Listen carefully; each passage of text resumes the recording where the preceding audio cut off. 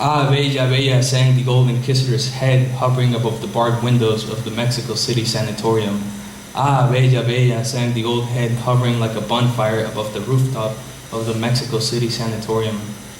And why is the old inquisitor's head, you ask? Why is the old skull crackling like a bonfire above the city's rooftop? Why is he dipping his bones in the flame and drawing little boats that set sail from the flames, singing bella, bella, melting away the city's rooftop? There were rumors all over New Spain about the old inquisitor who had fallen in love with the sorcerer, with La Mulata de Córdoba, jailed for witchcraft in Mexico City. And it's true, that woman's beauty was enormous. They had seen her all over Córdoba, swaying her breast with eerie resemblance to God. They had seen her all over Mexico City, giving out her breast to eat, to be fed to children, born of mothers, born of this kingdom, barren by love and rejection. And what if God were a woman? What if she swayed like a mulata with breast full of milk, breast of this kingdom, milky, full of moon? They had seen her enter the day suspiciously with her breast full of moon, with gardenias growing from her loins. Meanwhile, a stench rose through the city like pyres never to be put out. By the warmth of those pyres, the old inquisitor found the sweetest flank or loin of God. Meanwhile, in the middle of the day, spun the churches and cathedrals and the whole of the palace of the Inquisition, like planets orbiting and diminishing amidst that woman's breast full of moon, more potent than any milk, more beautiful than the Holy Ghost, spinning for the old inquisitor. Ah, flank of God, milky full of moon, screamed the old inquisitor, already on fire and burning the city's rooftop. So for that, they killed her. They pulled out the gardenias that grew from that woman's mouth. They burned her garden.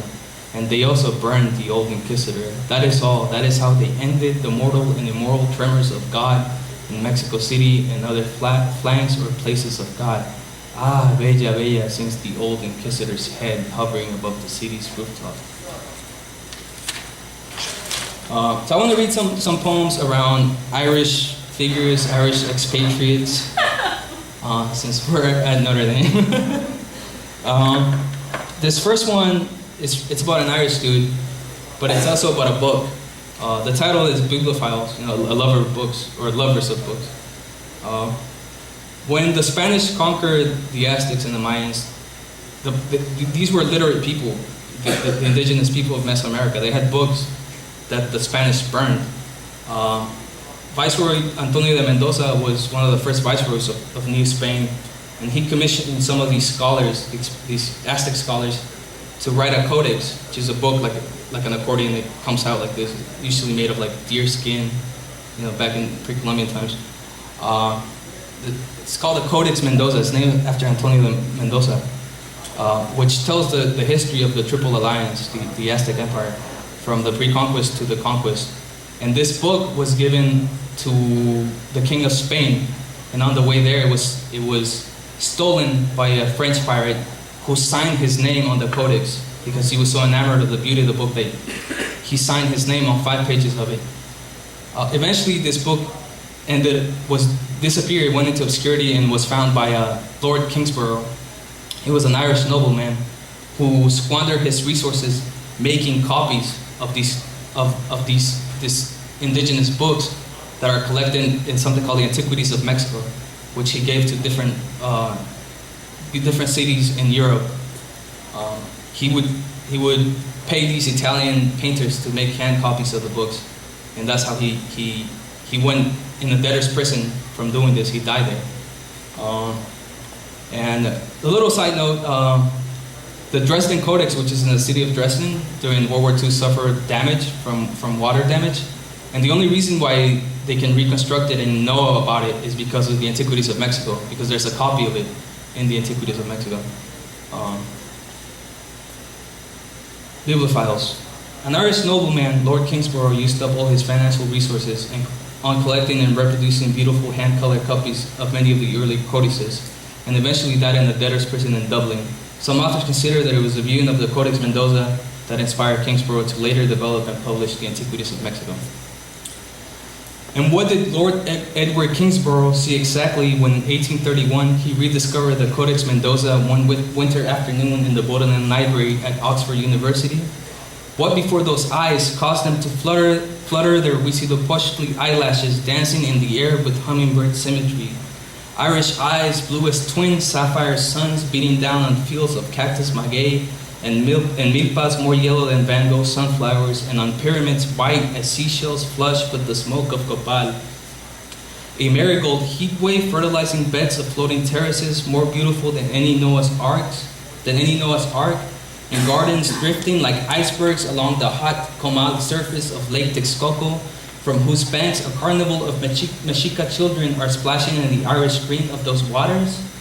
A moment 300 years in the making that began in 1541, just 20 years after the fall of Tenochtitlan, when Viceroy Antonio de Mendoza commissioned Calmecac trained scribes, wielders of the wind like an obsidian pen, carving pictograph pearls from paper meant for the eyes of a faraway king, who would never lay eyes on glyphs stowed away like feverish rainbows in the gold-filled hold of a Spanish ship captured by French privateers. Once in France, André Thebet sinks his hands into the hold of that ship and pulls out pictograph pearls that hang in the air like the starry hide of a jaguar, like jaguars that cross paths before him. I don't see the jaguars, I only see the feverish hand that sees the little jaguars. Why is that hand writing its name on five places of the Codex in 1553? Why is the hand giving away the Codex for 20 francs to an Englishman sometimes after 1660? I don't know. I don't see the hand write its name in 5 places. I don't see 20 francs. I only see a hand that suffers from fever and is giving off more coals than an incense burner from Palenque. And what exactly was Lord Edward Kingsborough thinking 300 years later when in 1837 he was burning away with typhus in the debtor's prison in Dublin? I don't know. I don't see a fleet-ridden man burning frozen with typhus. I only see a hand that is opening its palm toward the light and pulls out jaguars from the air that he tosses onto the ceiling. I don't see the jaguars. I only see the hand that sees little jaguars and suffers from fever and sweats more profusely than a Mexica sun. I don't see the sun. I only see the hand that sees the Mexica sun and thinks that life and death are a fever and nothing more.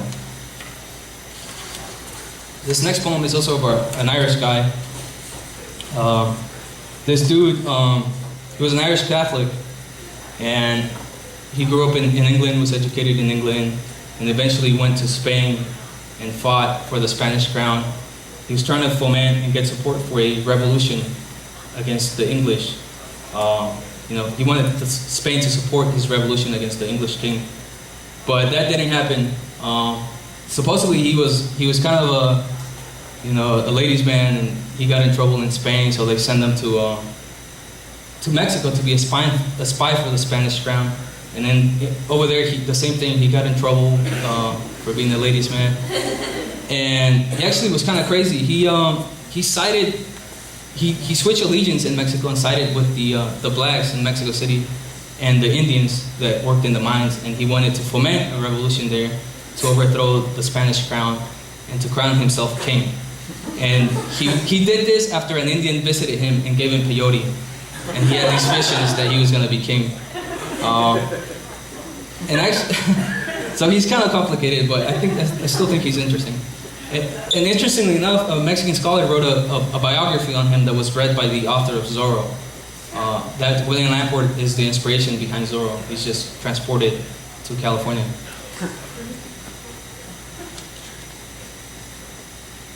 He spent like 30 years in prison in Mexico, and by the Inquisition, of course.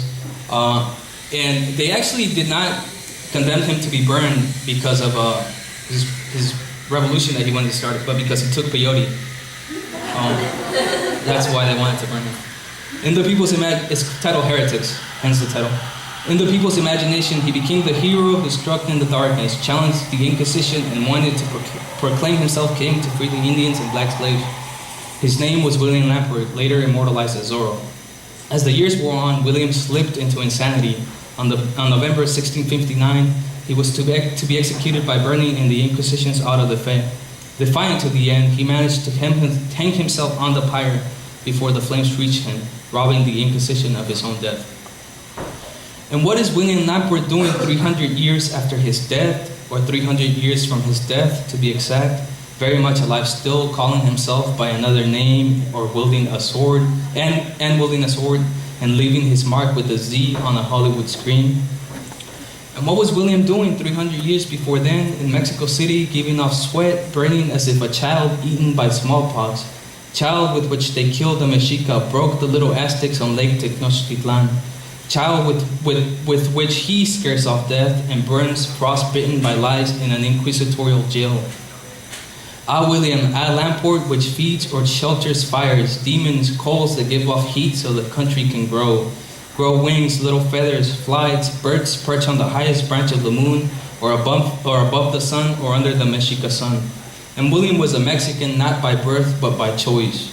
Ah, William, ah, lamb, port that was drained and jailed for 17 years and was never again touched by the sea, nor heard bells, clogged ships, nor felt the beauties of Wexford, nor the river Slaney, nor the Irish mudflats sing like the sea. And William was a Mexican by birth and not by choice. And it was William who wrote psalms from his jail cell warning Europe of divine retribution for the selling of African slaves.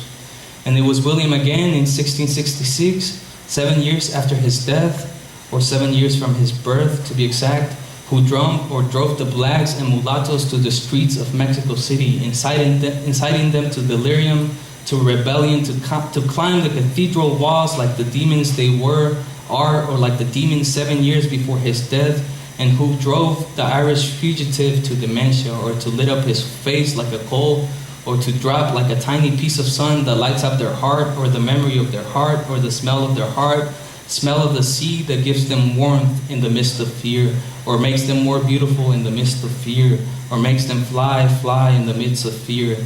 Ah, little demons that burned and blew out. Ah, William, ah, lamb, port, ah, demon that flew from the east like the sun. Those demons, have they diminished now? Now that they hang like sun set out to dry on the pious clothesline?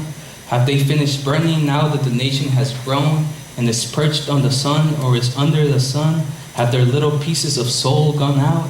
Have they stopped shining in the midst of fear, or diminished in the midst of fear, fear from which they flew? So that's that. I've been living in Chicago for the last few months, and Chicago was the center at some point of a huge labor movement in the late 1800s. Today we have Labor Day, but all through the world they celebrate May Day, which had its origin in Chicago. So this poem is titled Martyrs, and it's titled Martyrs after the 8 Chicago martyrs who were accused of the Haymarket riots in Chicago. And I believe it was 8 of them. I think 4 of them were released from jail. 1 committed suicide by biting a dynamite stick in prison, and 3 of them were actually hung, and later pardoned by the governor of Illinois, because they were anarchists and labor organizers, but they had nothing to do with the riots themselves. Martyrs. A day will come when our silence will be more powerful than the voices you are strangling today, shouted one of the 8 convicted anarchists as the news began breaking his neck. 4 of the 8 Chicago martyrs convicted of the Haymarket Square riots in Chicago in 1886 ended this way, with a giant snake hissing from their necks, with a giant snake hissing from a cloud broken in the neck of the 8 Chicago martyrs, wrangling or climbing that snake up to heaven. That snake proves that those martyrs were not gods or divinities, not deities with necks like gilded giraffes or orchids embroidered with the poems of Nazim Hikmet, but mortal creatures, beasts with a special need, a need to piss or mate or put bread on the table, break bread on the table where the youngest of 8 children slept, table where they made the child with blows of love in the midst of night, or against the blows of the coon squad, against the Pinkerton agency banging its fistful of cholera or hunger or cold against the door or picket line, or against the table where they made the child quivering now on the edge of the night. No, they were not gods nor anything near perfect. They were men, or were like all men, blinded by mistakes, by radical ravings, or by the dreams of reality, which drives men closer to the composition, or drove these men to fling the faces of the composition against the bonfires of the picket line, or against the glow or heat that is born of the strike between the flint and the picket line. That is all. That is how these men ended, with a giant snake hissing from the neck. Snake that was fed with the child quivering on the edge of the table, fed with the poems of Nazim Hikmet, fed with mistakes, with fire, with guts, with pieces of the Pinkerton, with the dream of reality. Fed so the snake could grow, or hiss, or sing, or eat up life, eat victories.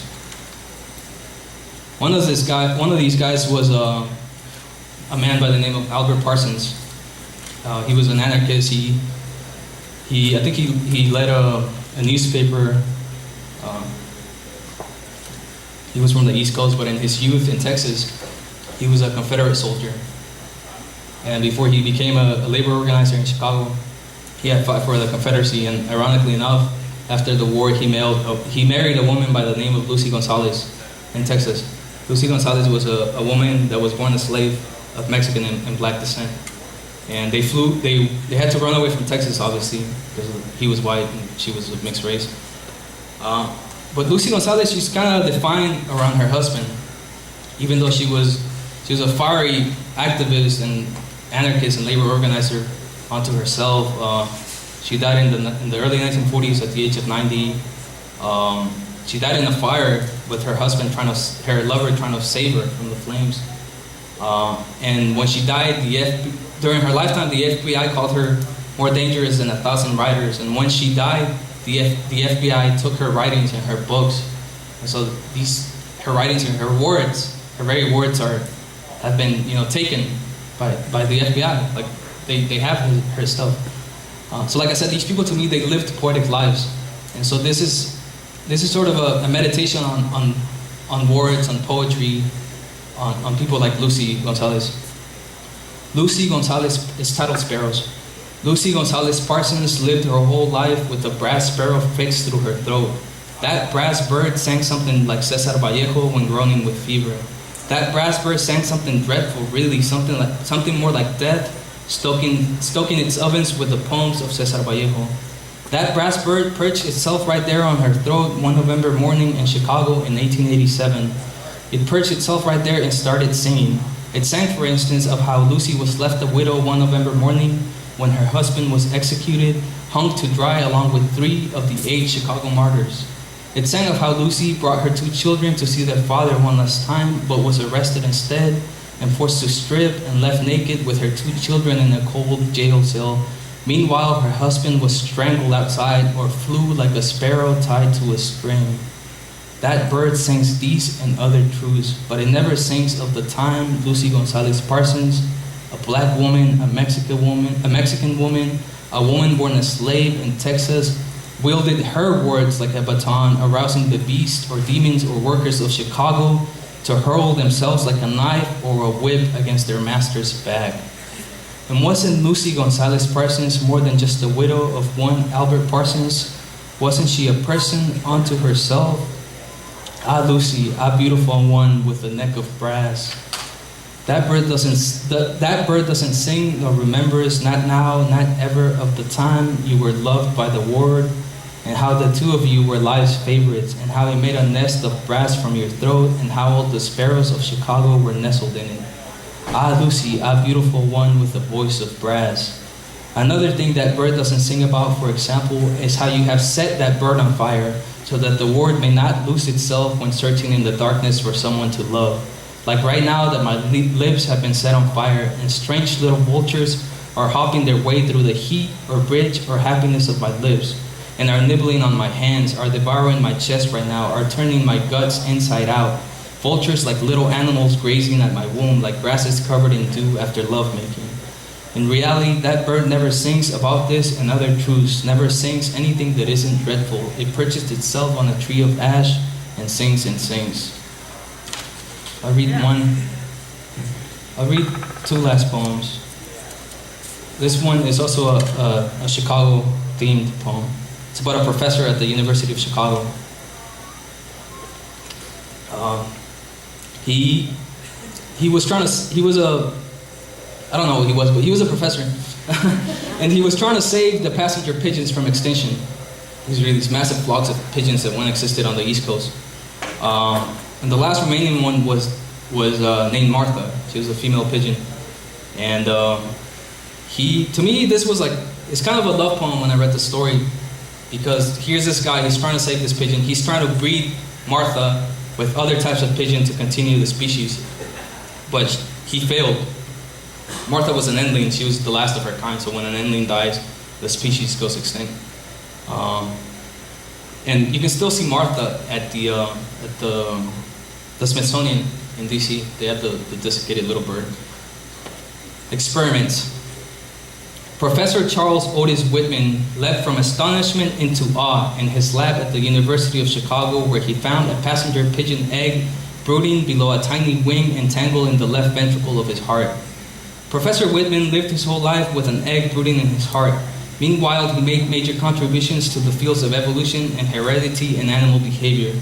But all his attempts or experiments failed when forcing a rock dove to foster passenger pigeon eggs, and of which only but a handful remained.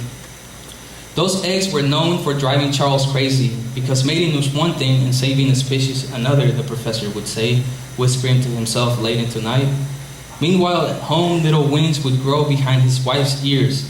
Those ears would puff their feathers and emit low notes and perform pirouettes for the professor, who was less and less capable of fostering passenger pigeon eggs. Those eggs would have saved the species from extinction, or at the very least, those eggs would have saved Professor Whitman more than one heartache. Professor Whitman lived the rest of his life in fear of heartbreak, and in a dank and damp cage of the Cincinnati Zoo, using a sharpened rod from a cage of the Cincinnati Zoo, Professor Whitman untangled his great cardiac vein, and slashing through the coronary sulcus, he patted his heart's left ventricle with a few old rags and one ball of cotton. For the little egg brooding in his heart, or for the egg brooding in his heart, he'd say. Professor Whitman lived the rest of his life caring for the bird snarled in his left ventricle, and he also spent many days awake in horror or in fear that the bird would leave him. That bird hatched from a hole in Professor Whitman in 1885 and went on to outlive the professor, to be known by the name of Martha. Martha was exhibited in a cage at the Cincinnati Zoo, where all attempts or experiments at mating with her were defeated, and where she lived until her death in 1914. Ah, Charles, ah, Whitman of the heart broken like an egg on which burned the lyrics of the poet Sappho. I don't know what becomes of a death like Martha's, and even less what will become of us 100 years after the death of Martha. But I know that after her death, Martha was shipped to a lab at the Smithsonian, where she arrived bound by her feet and frozen in a 300-pound block of ice, courtesy of the Cincinnati Ice Company. Ice that preserved her internal organs, her heart when dissected by one rubber shuffle. I don't know what becomes of a death like that, but that robber found a flock of birds lodged in Martha's left ventricle. Those birds would swoop through the roof of a lab at the Smithsonian, swoop through a keyhole found by Mr. Robert in the Washington, D.C. skyline. I myself saw them sail through the sky one day like any other, except that you'd kiss me. I'm talking about the time we were loved by the same bird, and our lips were two wings of a single bird. Perhaps that bird was named Martha or Charles, or it was a common bird your voice would guide back to me as if into a cage where it found food and water. That bird would stir up my hands, my heart would devour my left lung whole like the keyhole or mouth by which you left me. I'll read one tiny little short poem titled The Door. And it's again like with a metaphor of love and the usefulness of poetry, whether it's usefulness, like it's useful to write an ode to a pretzel, does that bring about change or not? The Door. A door will always be more useful than the poem titled The Door. A door can open in winter, for example. You can walk through the door and know that the door will not open, that it will close behind you and keep you warm from the cold. Let's say, for instance, I come at your door knocking with my poem titled The Door, or with all the poems that leave ignited, smoking through the door or thing called a soul, extinguishing their little flames on your door. That door can close, it can slam shut, can lock out the flames or ashes that could walk through that door. So you see, there are doors that open and doors that close. On that door over there, you could place your hand on the handle, twist, and walk in or out of my room, for example. But not now, not ever could you walk through the poem titled The Door, or even your hand on the door handle. The point of the poem, however, is not to be as useful as the door or handle by which you could walk in or out of my room. The point is simply to trick your hand into turning the door handle. Thank you.